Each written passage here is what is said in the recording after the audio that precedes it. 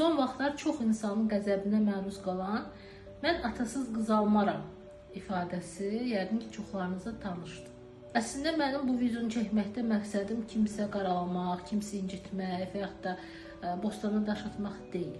Sadəcə bir psixoloq olaraq öz fikirlərimi bölüşmək istəyirəm. Ümumiyyətlə, bizim cəmiyyətimizdə çox yanlış bir fikir formalaşıb ki, insanı haqqında, hər hansı bir insan haqqında, ümumiyyətlə başqaları haqqında fikir söyləyərkən tutalım ki, biri haralıdırsa, Ağdamlıdır, Qarabağlıdır, filan yerlidir, o belə adamdır. Və yaxud da bir qadın görürlər ki, dırnağı uzundur və yaxud da baxımlıdır, bu qadın belə qadındır. Və yaxud da bir bəy haqqında bu fikirlər söylənilir.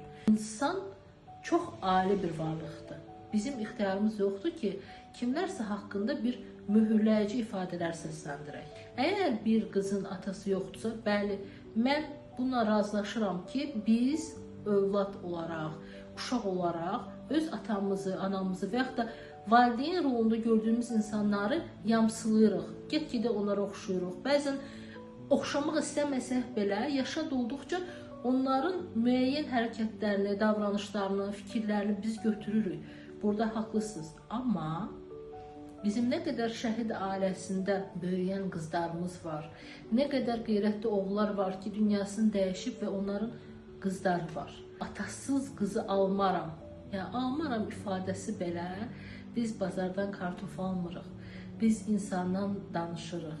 Siz oğlunuz gələcəkdə, əgər varsa da bilmirəm, inşallah ki, olsun da belə bir şey, sizin oğlunuz ailə quracaq, yuva quracaq. Alınmır bu, əşya deyil. Çox xahiş edirəm, artıq bu ifadəni leksikonunuzdan çıxardın.